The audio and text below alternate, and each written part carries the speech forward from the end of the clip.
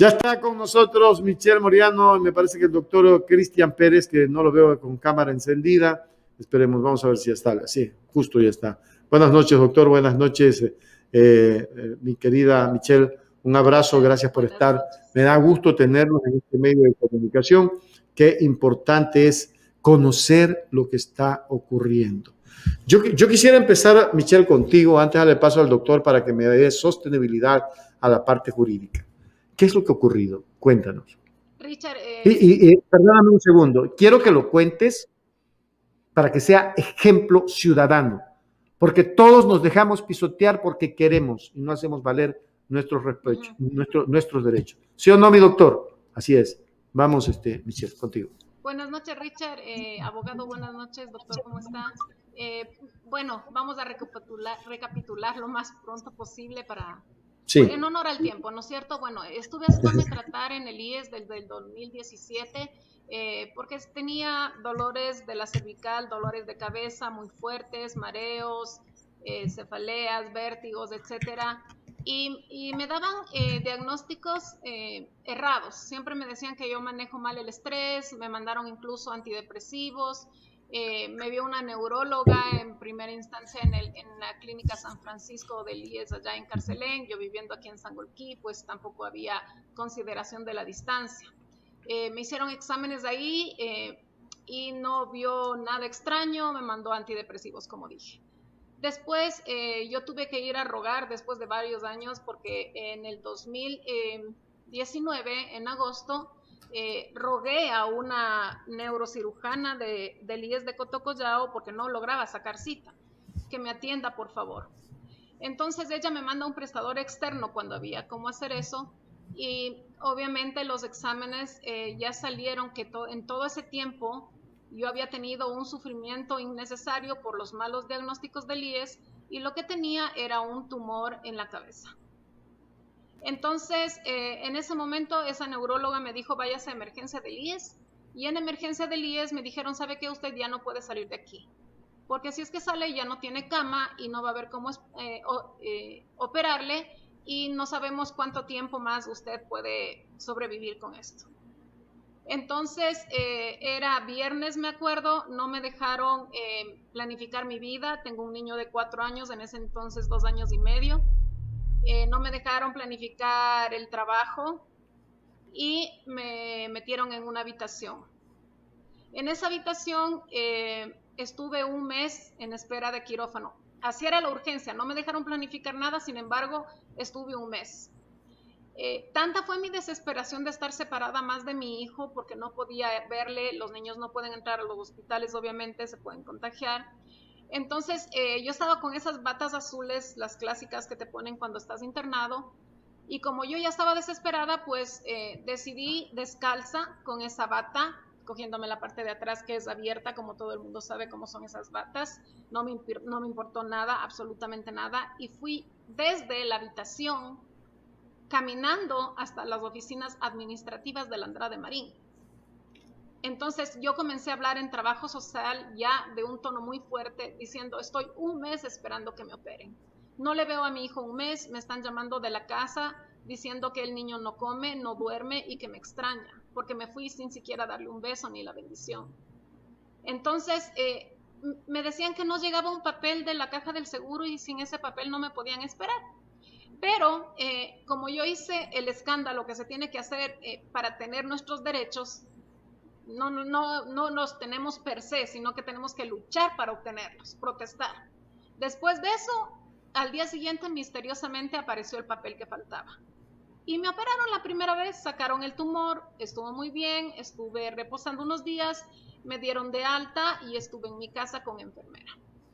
Aquí en mi casa ya pues mi niño asustado viéndome físicamente era otra persona, estaba rapada, bueno, se acostumbró a mí y yo estaba haciendo mis rehabilitaciones y en 15 días más yo vuelvo al Andrade Marín por emergencias ya inconsciente porque había agarrado por negligencia de aseo en el Andrade Marín una bacteria que se llamaba Klebsiella spp, que es una bacteria que se coge únicamente en hospitales, no es que uno sale a comprar el pan y le da Klebsiella, no, es una bacteria hospitalaria por mal aseo del quirófano.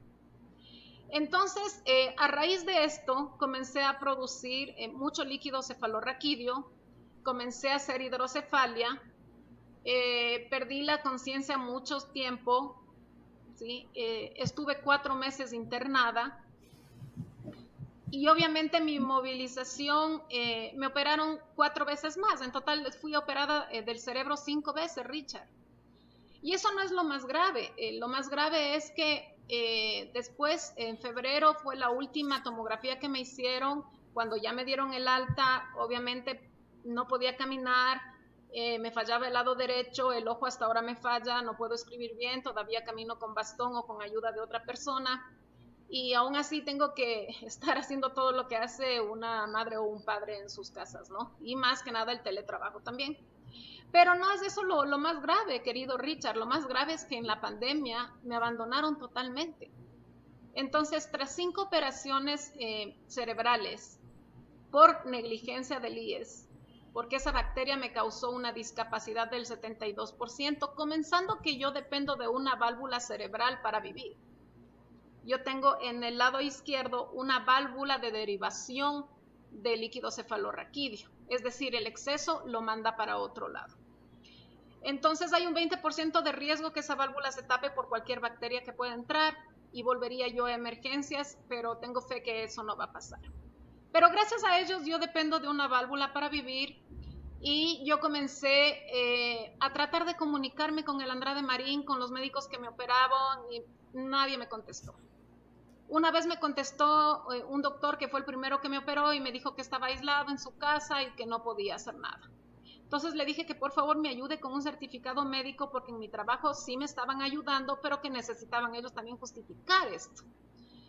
Y me dijo tampoco que no podía hacer nada por eso. Entonces me tocó trabajar con hemiparesia, Richard. Hemiparesia es cuando un lado de tu cuerpo no funciona bien. Entonces yo estaba con el lado derecho recogido totalmente y aún así me tocó teletrabajar, a pesar que en mi trabajo me dieron la mano muchísimo. Pero trabajé con unas condiciones inhumanas.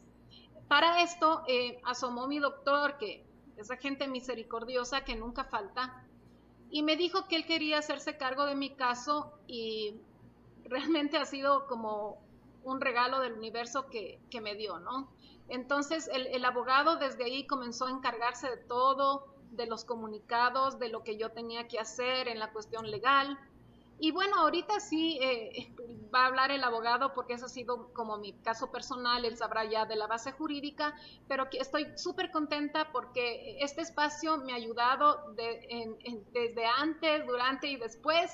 Y ahora, Richard, gracias al universo y obviamente a las cuestiones que se ha encargado mi abogado, yo puedo decir, vencimos, cantamos victoria, Richard.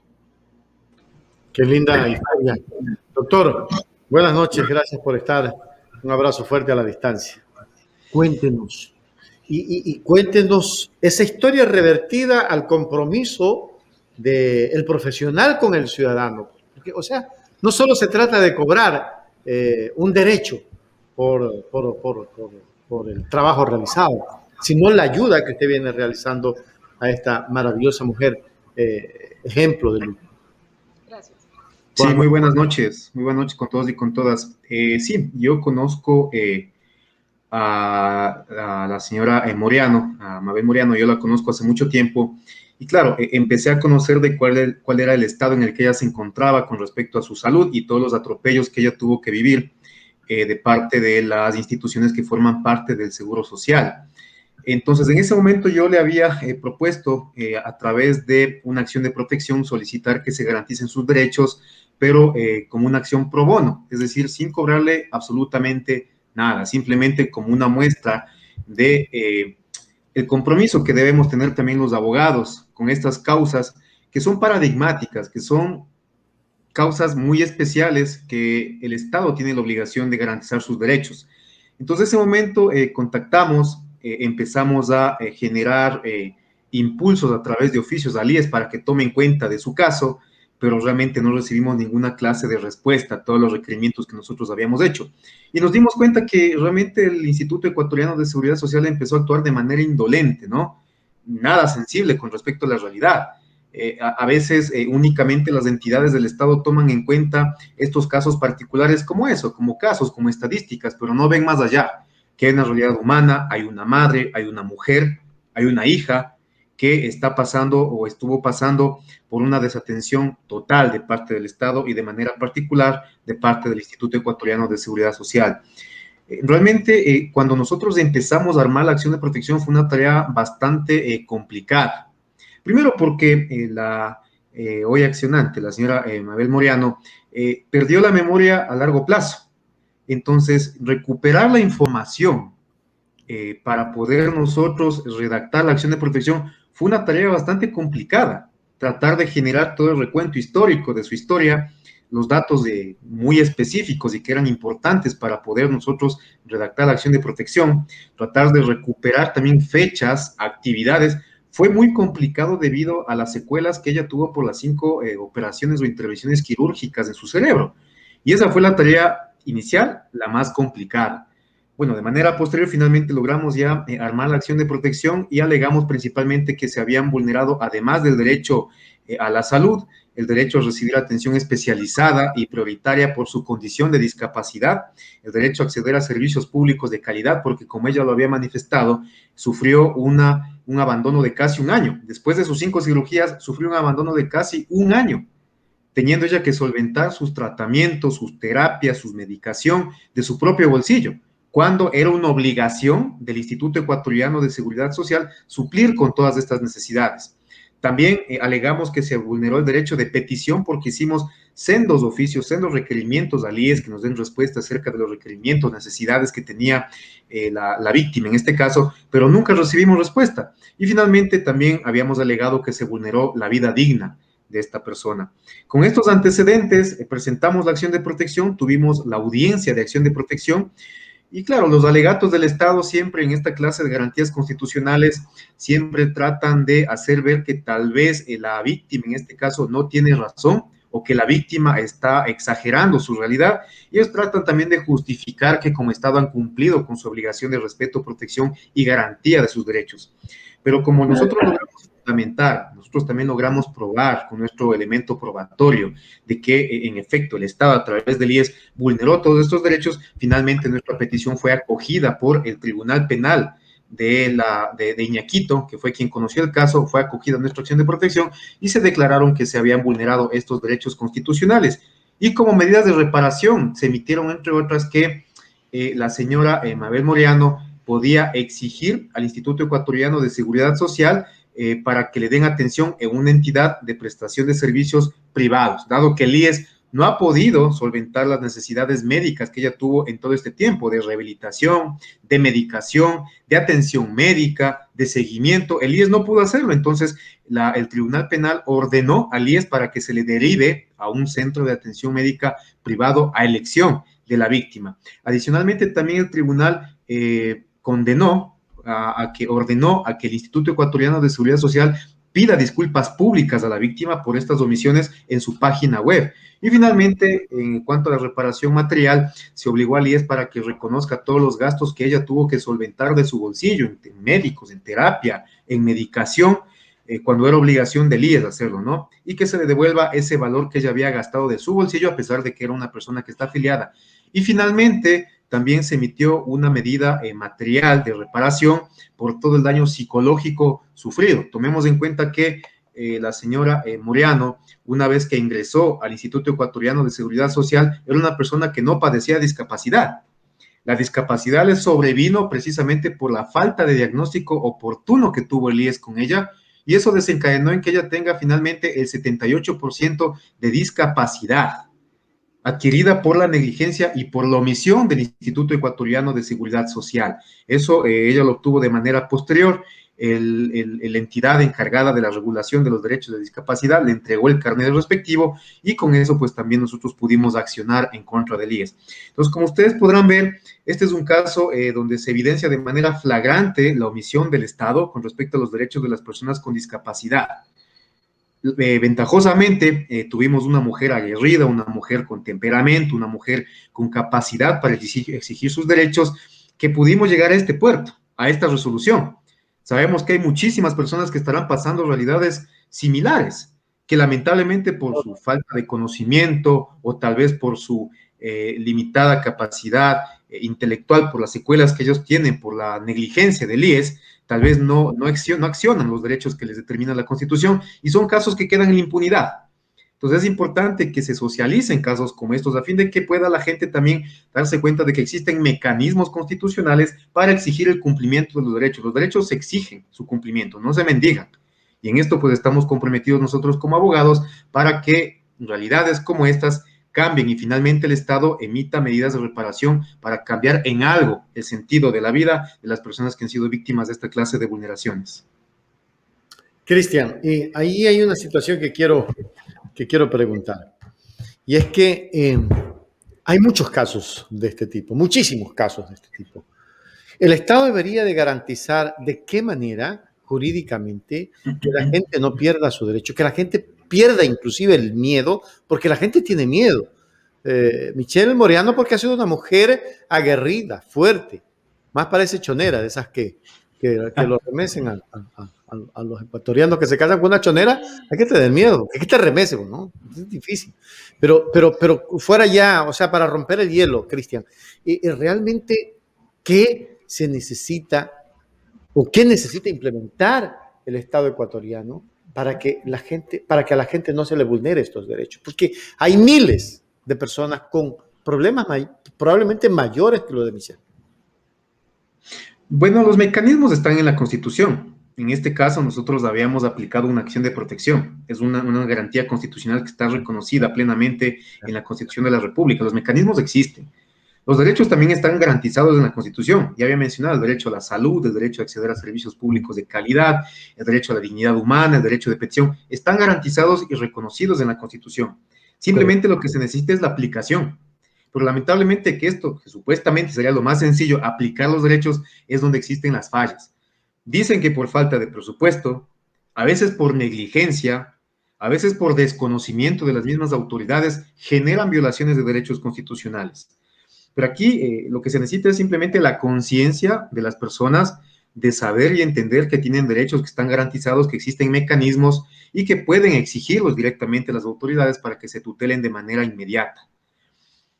Eso es, el problema generalmente que se encuentran frente a estos casos es que muchas veces este tipo de garantías, por ser muy especializadas en cuanto a su presentación, los abogados, hay pocos que ejercen derecho constitucional y además de los pocos que hay, los costos son muy elevados en cuanto a los honorarios por garantías constitucionales.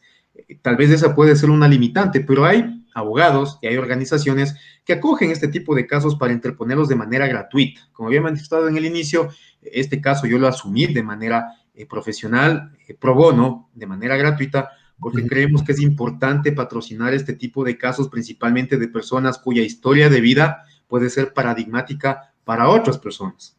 Porque una mujer, una madre, una hija que ha tenido que sufrir el abandono de parte del Estado tanto tiempo, tantos años, y que finalmente ese abandono le generó una discapacidad grave, irreversible, pues historias como estas merecen y necesitan ser patrocinadas para que finalmente lleguen medidas de reparación, para que en algo traten de restituir los daños que se generaron en su vida. Ahora, ahí hay un mecanismo que podría ser la Defensoría del Pueblo. Pero la Defensoría del Pueblo tiene esa responsabilidad, puede hacerlo. Lo que pasa es que el ciudadano no conoce, me parece, Cristian.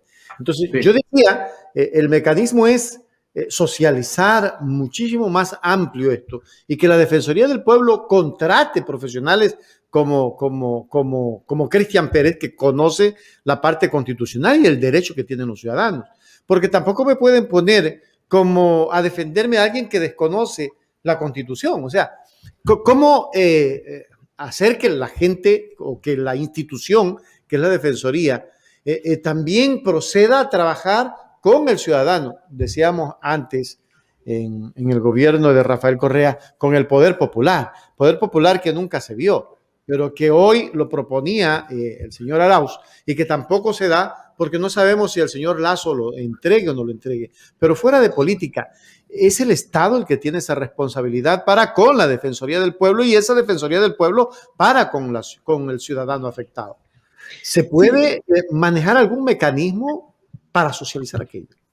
Sí, de hecho, la Defensoría del Pueblo como institución nacional de derechos humanos por mandato constitucional es la institución precisamente encargada de velar los derechos constitucionales de los habitantes del país, independientemente de su origen nacional. Y eso es por mandato constitucional. De hecho, la Defensoría del Pueblo asume y patrocina muchas garantías constitucionales, obviamente de manera gratuita, porque esa es la razón de ser de esta institución, a favor de personas que han sido vulnerados sus derechos. Entonces, la Defensoría del Pueblo es la primera institución que está llamada a garantizar o a interponer garantías constitucionales para que se respeten los derechos de las y los habitantes del país. Pero de igual forma, vemos que a veces inclusive la Defensoría del Pueblo es una institución un poco incómoda para el poder, y lo estamos viendo actualmente, ¿no? La Defensoría del Pueblo, a través de la Comisión de la Verdad, emitió el informe de la Comisión de la Verdad, donde se evidenciaron las graves violaciones a derechos humanos que existieron en el año pasado, en el mes de octubre, 2020, perdón, donde existieron violaciones flagrantes, ¿no? Inclusive de lesa humanidad. Pero la Defensoría del Pueblo a veces es una institución que es incómoda frente al poder, y después empieza la persecución, reducción de presupuesto, reducción de personal, limitaciones legales inclusive. Recuerdo que la ley de la Defensoría del Pueblo que está actualmente vigente pasó muchísimo tiempo debatiéndose en la Asamblea Nacional, precisamente porque lo que se quería es más bien limitar las posibilidades, las facultades que tiene la Defensoría del Pueblo como entidad encargada de proteger, respetar y garantizar los derechos humanos de los habitantes del país. Pero vemos que la Defensoría del Pueblo ha ido luchando todo este tiempo para mantener esa independencia y autonomía.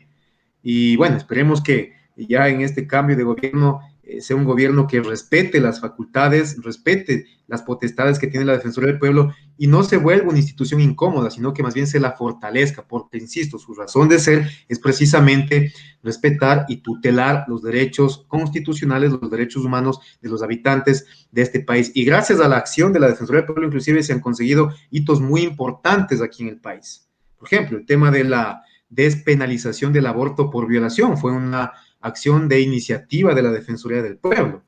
Muchas investigaciones defensoriales sobre temas que han sido paradigmáticos en el país han nacido de la Defensoría del Pueblo. Entonces, esta es la institución que las personas que creen que sus derechos han sido vulnerados por acciones u omisiones estatales, pues deberían acudir para que a través de la Defensoría y a través de las garantías constitucionales estos derechos sean tutelados y sean también reparados, al menos en la medida de lo posible, porque hay derechos que son irreparables, ¿no? La discapacidad misma que adquirió Mabel Moreano es una vulneración irreparable. Ya no puede volver al estado en el que se encontraba anteriormente, cuando recién inició su periplo, su odisea, frente a las entidades que forman parte del Instituto Ecuatoriano de Seguridad Social. Pero al menos en la medida de lo posible es obligación del Estado generar mecanismos de reparación para que la situación en la que ella se encuentra en el momento al menos sea aliviada de alguna forma. Pero es durísimo lo que atraviesa Mabel y es durísimo lo que atraviesa mucha gente como Mabel, que a lo mejor no encontró pues el ángel de la guarda como usted, doctor, para que le dé solución a un problema judicial. Hay gente que anda peleando todavía.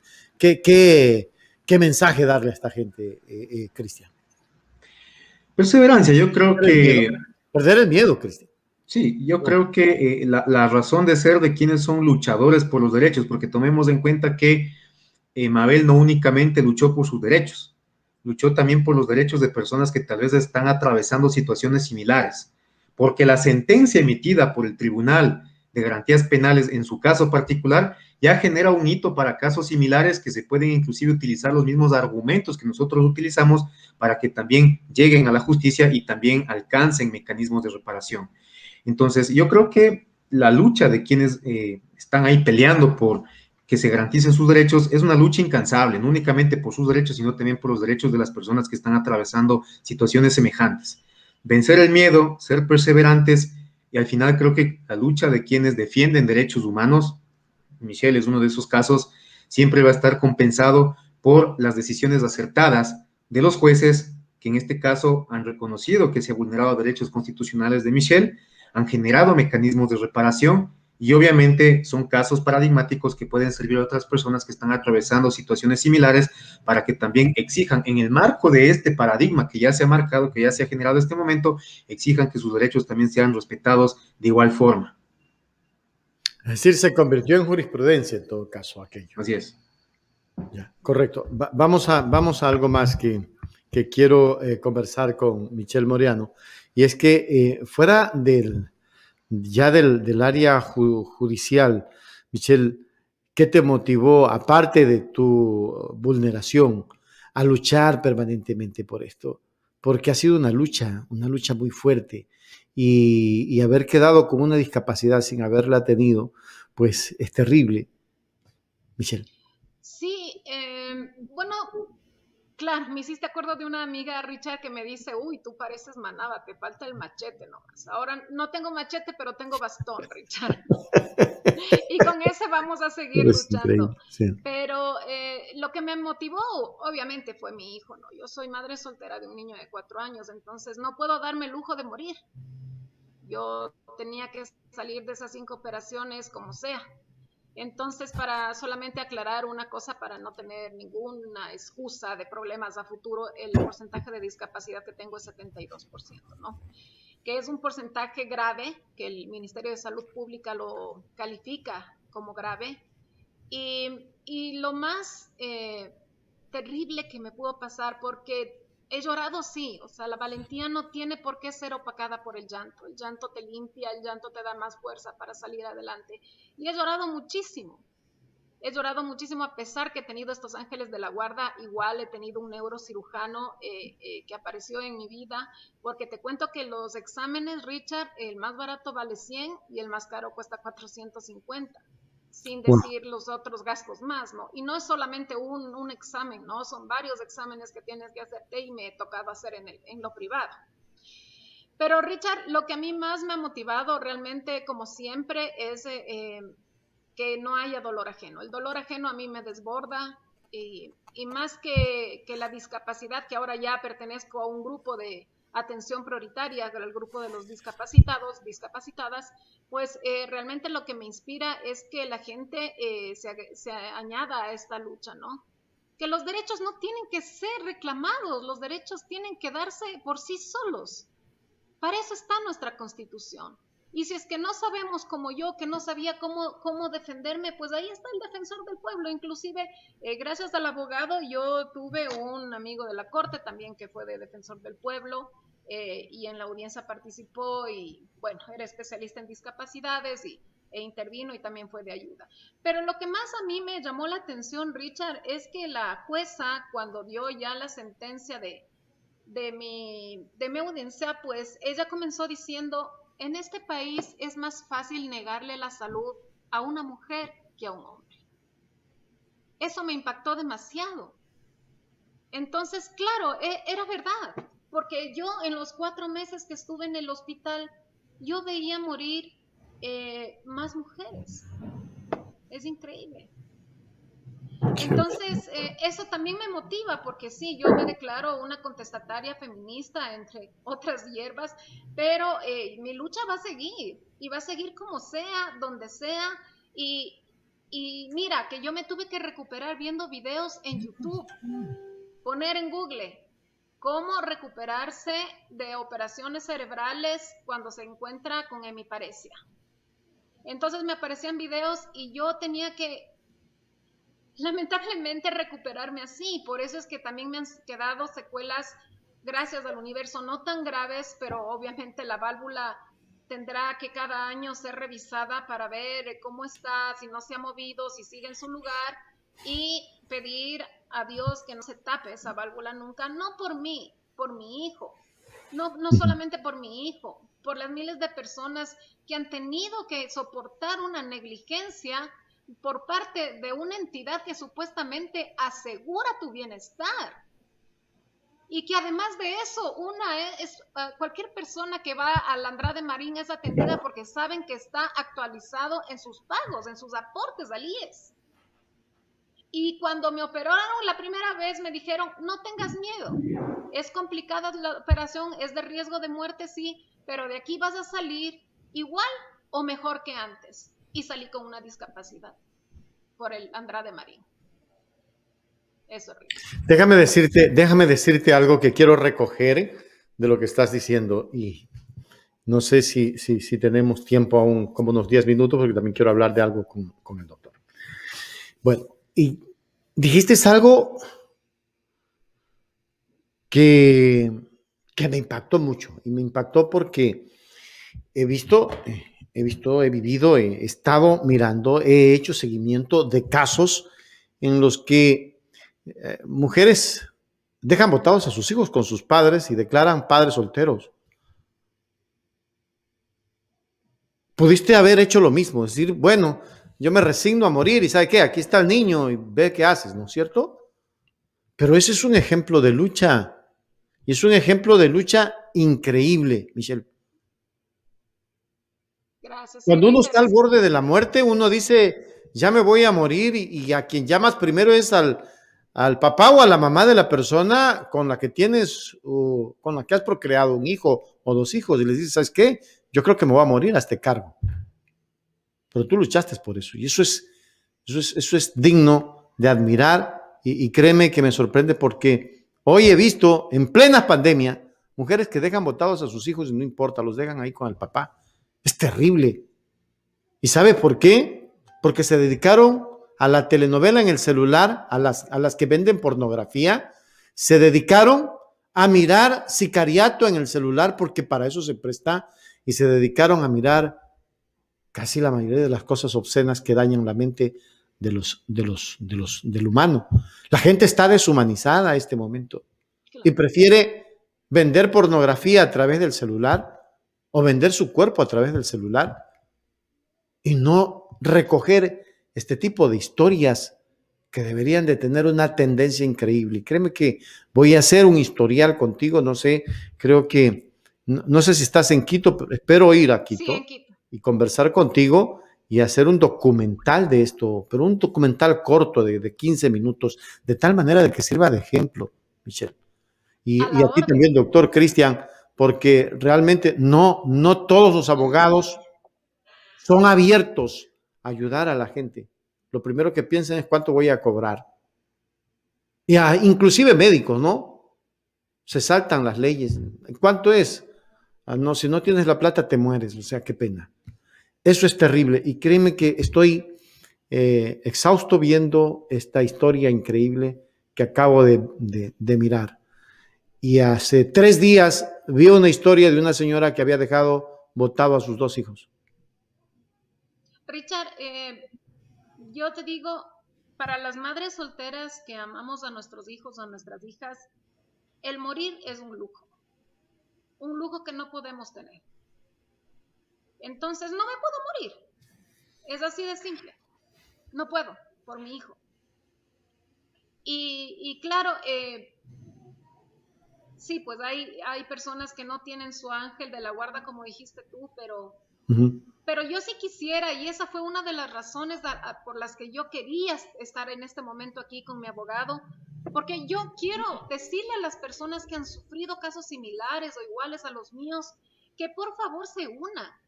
O sea, si desean formar una red, yo estoy a las órdenes porque yo ya lo viví.